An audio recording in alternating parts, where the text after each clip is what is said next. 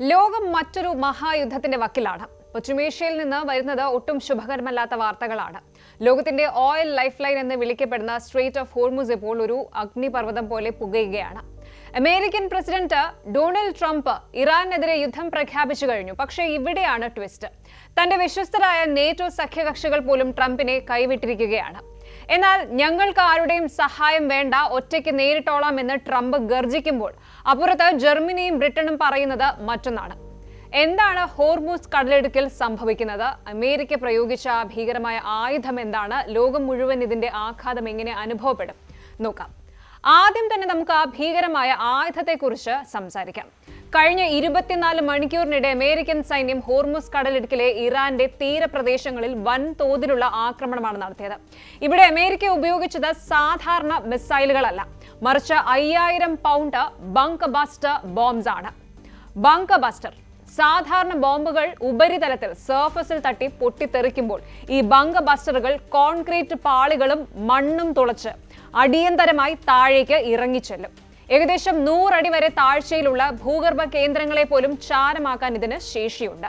Iran അവരുടെ മാരകമായ anti ship മിസൈലുകളും ഡ്രോണുകളും ഒളിപ്പിച്ചു വെച്ചിരിക്കുന്നത് കടലിനോട് ചേർന്നുള്ള പർവ്വതങ്ങൾക്കുള്ളിലെ രഹസ്യ ഗുഹകളിലും ബങ്കറുകളിലുമാണ്. ഇവയെ ലക്ഷ്യം വെച്ചാണ് അമേരിക്കയുടെ ഈ ഡീപ് പെനട്രേറ്റർ ആക്രമണം നടത്തുന്നത്. US സെൻട്രൽ കമാൻഡ് സെൻകോം സ്ഥിരീകരിച്ചത് പ്രകാരം ഇറാന്റെ മിസൈൽ ലോഞ്ചിംഗ് സൈറ്റുകൾ അമേരിക്ക തകർത്ത് തരിപ്പണമാക്കിയിരിക്കുകയാണ്. അത്രയും പവർഫുൾ ആണ് ഈ ആയുധം. ഒരു നിമിഷം കൊണ്ട് എല്ലാം ചാരമാക്കാൻ കഴിയുന്ന ഒരു മാരക പ്രഹരം. എന്തുകൊണ്ടാണ് ഈ കൊച്ചു കടലിടുക്കിന് വേണ്ടി ലോകരാജ്യങ്ങൾ ഇത്രയധികം കടിപിടി കൂടുന്നത്? സ്ട്രെയിറ്റ് ഓഫ് ഹോർമുസ് വെറും ഒരു കടൽപാതയല്ല. ലോകത്ത് ഉപയോഗിക്കുന്ന പെട്രോളിയം ഉൽപ്പന്നങ്ങളുടെ ഏകദേശം 20 മുതൽ 25% വരെ കടന്നു പോകുന്നത് ഈ ഇടുങ്ങിയ വഴിയിലൂടെയാണ്. കേവലം 39 കിലോമീറ്റർ മാത്രം വീതിയുള്ള ഈ പ്രദേശം ഇറാൻ ബ്ലോക്ക് ചെയ്താൽ ലോകം മുഴുവൻ ഇരുട്ടിലാകും. ഇന്ന് വരെയുള്ള അല്ലെങ്കിൽ ഏറ്റവും പുതിയ കണക്കുകൾ പ്രകാരം ഇറാൻ ഈ പാതയിലൂടെയുള്ള കപ്പൽ ഗതാഗതം ഏകദേശം തടസ്സപ്പെടുത്തി കഴിഞ്ഞു. ഇതിനകം നിരവധി ടാങ്കറുകൾക്ക് നേരെ ആക്രമണമുണ്ടായി. ഇന്ത്യക്കാരടക്കം പല കപ്പൽ ജീവനക്കാർക്കും ജീവൻ നഷ്ടമായിട്ടുമുണ്ട്. എണ്ണ വില കുതിച്ചുയരുകയാണ്. ബ്രെന്റ് ക്രൂഡ് ഓയിൽ വില ബാരലിന് $115 മുകളിൽ എത്തിക്കഴിഞ്ഞു. ഇത് സാധാരണക്കാരായ നമ്മുടെയൊക്കെ പോക്കറ്റ് കീറുന്ന കാര്യമാണെന്ന് പ്രത്യേകം പറയണ്ടല്ലോ. ഇനി നമുക്ക് ഇതിലെ രാഷ്ട്രീയത്തിലേക്ക് വരാം. US പ്രസിഡന്റ് ഡൊണാൾഡ് ട്രംപ് ഈ വിഷയത്തിൽ വളരെ അഗ്രസീവായ ഒരു നിലപാടിലാണ്.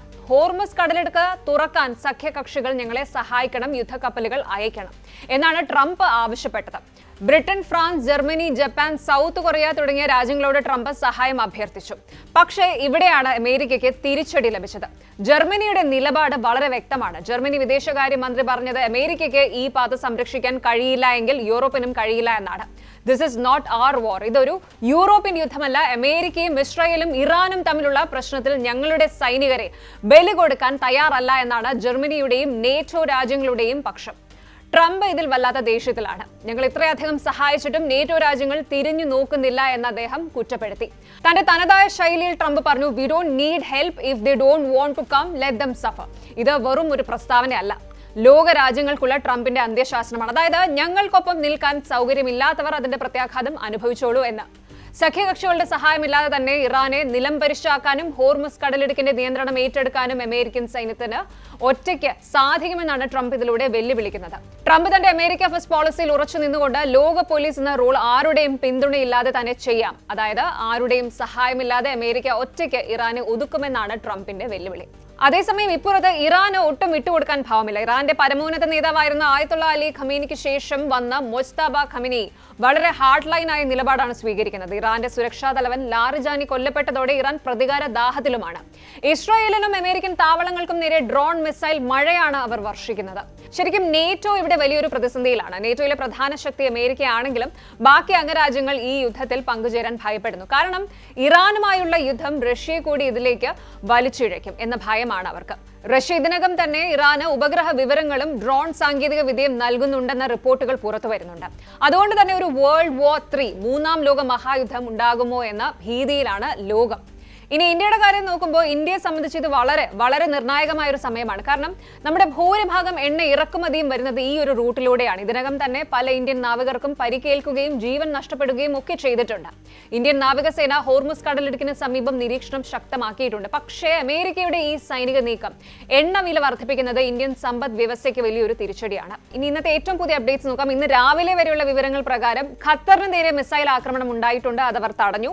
ഇറാന്റെ പുതിയ സുരക്ഷാ തലവൻ കൊല്ലപ്പെട്ടു കൊല്ലപ്പെട്ടതായി സ്ഥിരീകരണം ഉണ്ടായിട്ടുണ്ട്. അതായത് ലാറിജാനി കൊല്ലപ്പെട്ടതായിട്ട് സ്ഥിരീകരണം ഉണ്ടായിരുന്നു.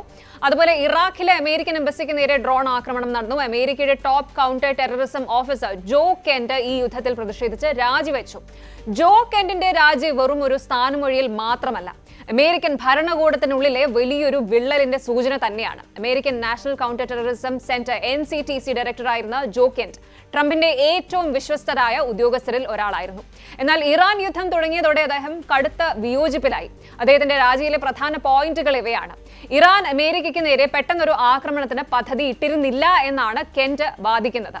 യുദ്ധം തുടങ്ങാനായി ഇസ്രയേലും അമേരിക്കയിലെ ചില ലോബികളും ചേർന്ന് ട്രംപിനെ തെറ്റിദ്ധരിപ്പിക്കുകയായിരുന്നുവെന്ന് അദ്ദേഹം തന്റെ രാജിക്കത്തിൽ തുറന്നടിച്ചു. അത് എക്സിൽ പോസ്റ്റ് ചെയ്തിട്ടുമുണ്ട്. 2003 ഇറാഖ് യുദ്ധത്തിലേക്ക് അമേരിക്കയെ വലിച്ചിഴച്ച അതേ തന്ത്രമാണ് ഇപ്പോഴും നടക്കുന്നത് എന്ന് അദ്ദേഹം മുന്നറിയിപ്പ് നൽകി. തെറ്റായ രഹസ്യാന്വേഷണ വിവരങ്ങൾ നൽകി നമ്മളെ മറ്റൊരു നടുക്കടലിൽ കൊണ്ടിടുകയാണ് എന്നാണ് അദ്ദേഹം പറഞ്ഞത്. ഇനി ഈ ജോ കെന്റ് ഒരു സാധാരണ ഉദ്യോഗസ്ഥനല്ല, ഒരു ഗോൾഡ് സ്റ്റാർ ഹസ്ബൻഡാണ്. 2019 സിറിയയിൽ നടന്ന ഐസിസ് ചാവേർ ആക്രമണത്തിൽ അദ്ദേഹത്തിന്റെ ഭാര്യ ഷാനൻ കെന്റ് കൊല്ലപ്പെട്ടിരുന്നു. മറ്റൊരു തലമുറയെ കൂടി അനാവശ്യ യുദ്ധത്തിലേക്ക് തള്ളിവിടാൻ എനിക്ക് മനസാക്ഷി കുത്തില്ലാതെ കഴിയില്ല എന്ന അദ്ദേഹത്തിന്റെ വാക്കുകൾ അമേരിക്കൻ ജനതയെ വല്ലാതെ സ്വാധീനിച്ചിട്ടുണ്ട്. എന്നാൽ ട്രംപ് ഈ രാജിയെ വളരെ പരിഹാസത്തോടെയാണ് നേരിട്ടത്. അയാൾ സുരക്ഷാ കാര്യങ്ങളിൽ വളരെ ദുർബലനാണ്, അയാൾ വീക്കാണ്, അയാൾ പോയത് നന്നായി എന്നാണ് ട്രംപ് പ്രതികരിച്ചത്. എന്തായാലും സ്ഥിതിഗതികൾ വളരെ വഷളാവുകയാണ്. സ്ട്രെയിറ്റ് ഓഫ് ഹോർമുസ് ഇപ്പോൾ ഒരു മരണക്കെണിയായി മാറിയിരിക്കുകയാണ്. ലോകം എങ്ങോട്ടാണ് പോകുന്നത്? അമേരിക്കയുടെ ഈ അഹങ്കാരവും ഇറാന്റെ പിൻവാങ്ങാത്ത നിലപാടും കൂടി ചേർന്ന് നമ്മളെ ഒരു വലിയ വിപത്തിലേക്കാണോ നയിക്കുന്നത്? ട്രംപിന്റെ ഈ ഒരു ഒറ്റയാൾ പോരാട്ടം ജയിക്കുമോ അതോ അമേരിക്ക ഒറ്റപ്പെടുമോ? വി ഡോണ്ട് നീഡ് ഹെൽപ്പ് എന്ന് ട്രംപ് പറയുമ്പോൾ അത് കേവലം ഒരു വാശി മാത്രമല്ല, ലോകക്രമം മാറുന്നു എന്നതിന്റെ സൂചന തന്നെയാണ്. നേറ്റോ സഖ്യകക്ഷികൾ ഒഴിഞ്ഞു മാറുന്നതും അമേരിക്ക ഒറ്റയ്ക്ക് ഗോതയിൽ ഇറങ്ങുന്നതും വരാനിരിക്കുന്ന ഒരു വലിയ ഗ്ലോബൽ ഷിഫ്റ്റിന്റെ തുടക്കമാണ്. എന്തായാലും കാര്യങ്ങൾ വിചാരിച്ചതിലും കോംപ്ലിക്കേറ്റഡ് ആണ്. ഒരു വശത്ത് ബങ്കർ ബസ്റ്റർ ബോംബുകളുമായി ഇറാനെ ചാരമാക്കാൻ ഉറച്ചു നിൽക്കുന്ന ഡൊണാൾഡ് ട്രംപ്, മറുവശത്ത് ഈ യുദ്ധത്തിൽ ഞങ്ങളില്ല എന്ന് പറഞ്ഞ് കൈ കഴുകുന്ന യൂറോപ്യൻ ശക്തികൾ.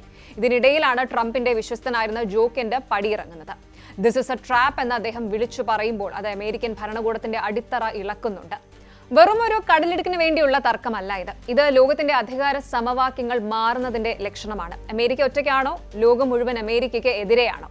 ഹോർമസ് കടലിടുക്ക് അടഞ്ഞു പോയാൽ നാളെ നമ്മുടെ നാട്ടിലെ പെട്രോൾ പമ്പുകളിൽ നോ സ്റ്റോക്ക് ബോർഡ് തൂങ്ങുമോ എന്ന പേടിയിലാണ് സാമ്പത്തിക വിദഗ്ധർ. അണ്ടർഗ്രൗണ്ട് ബങ്കേഴ്സ് പോലും തകർക്കുന്ന അമേരിക്കയുടെ ഈ ആയുധങ്ങൾ ഇറാനെ മുട്ടുകുത്തിക്കുമോ? അതോ സ്ട്രെയിറ്റ് ഓഫ് ഹോർമുസ് എന്ന ഈ ഒരു ചെറിയ കടൽപാത ലോക സമ്പദ് വ്യവസ്ഥയുടെ തന്നെ ശവപ്പറമ്പായിട്ട് മാറുമോ? ഒന്നുറപ്പാണ്, വരും ദിവസങ്ങളിൽ പെട്രോൾ പമ്പുകളിലെ വില വിവര പട്ടിക നോക്കുമ്പോൾ നമുക്കിനി കൂടുതൽ ബോധ്യപ്പെടും. ഇറാന്റെ പ്രതികാരം, ട്രംപിന്റെ വാശി, സഖ്യകക്ഷികളുടെ ഭയം, ഇതിനിടയിൽ പെട്ടുപോകുന്നത് സാധാരണക്കാരായ നമ്മളാണ്. യുദ്ധം ജയിക്കുന്നത് ആരായാലും തോൽക്കുന്നത് മനുഷ്യത്വമായിരിക്കും. ലെതം സഫർ എന്ന് ട്രംപ് പറയുമ്പോൾ ആ സഫറിംഗ് സാധാരണക്കാരന്റെ പോക്കറ്റിലും അടുക്കളയിലേക്കും എത്താൻ അധികം സമയം വേണ്ടിവരില്ല. കൂടുതൽ വാർത്തകൾക്ക് news 18 Keralam YouTube channel subscribe ചെയ്യുക.